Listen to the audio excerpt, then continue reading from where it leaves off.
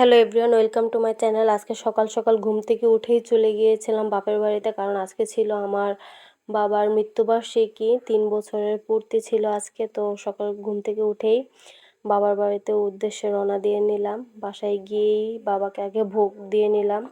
বাবাকে ঠাকুরকে ভোগ দিয়ে সবাই রেডি হয়ে চলে গিয়েছিলাম বারোদি লোকনাথ বাবার মন্দিরে। বাবার ওখানে গিয়েই দেখি যে অঞ্জলির টাইম হয়ে গেছে বাবার। তো আমরাও এই ফাঁকে অনেক ভালো সময়ে গেছি, অঞ্জলি যে দিতে পারছে এটাই সাত কপালের ভাগ্য। তো ওখানে গিয়ে দেখি প্রায় অনেকই মুসলমান যে যারা অঞ্জলি দিচ্ছে। অঞ্জলি শেষে সবাই চরণামৃত নিয়ে নিল। তো চরণামৃত নেওয়ার পরে সবাইকে নিয়ে বাবার মন্দিরের পিছনে একটা খাবারের জায়গা আছে, অনেক সুন্দর করছে ডেকোরেশনটা, অনেক ভালোই, সবাই বসে খাওয়া যায়। তো সবাই এখানে বাল্যভোগ নিয়ে নিল, শুধু আমি বাদে, কারণ আমার শিব চতুর্দশী ছিল ওই দিনও। তো বাবার মন্দিরের পিছনেই দেখলাম অনেক সুন্দর রকমারি গাছ, নানান রকমের গাছ। তো মন্দিরের সাথেই অনেকগুলো দোকান, কাঁসার থাল বাসন, মূর্তি, মেয়েদের কসমেটিক যা যা লাগে সবই ছিল ওখানে। নেল পালিশ থেকে গয়নাগাটি থেকে শুরু করে সব কিছুই ছিল।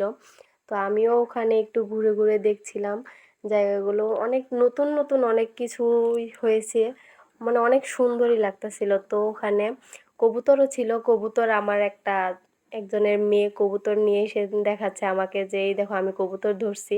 তো আমি একটু ধরলাম, নাকি ওখানের কবুতরগুলো হচ্ছে গিয়ে কি জানি বলে ওইটারে, আমার খেয়াল আসতেছে না, ওইটার কবুতর।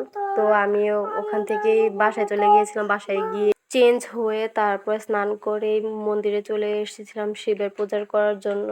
শিবের মাথায় জল ঢেলে বাইরে আগরবাতি মোমবাতি জ্বালিয়ে দিয়ে অঞ্জলির টাইম হয়ে গেছিলো। তো পরে অঞ্জলি দিয়েই তারপরে বাসায় যেতে যেতে প্রাক্কা 11:30-12টা বেজে গিয়েছিল। তো সারা রাতই ওখানে পুজো হয়েছে।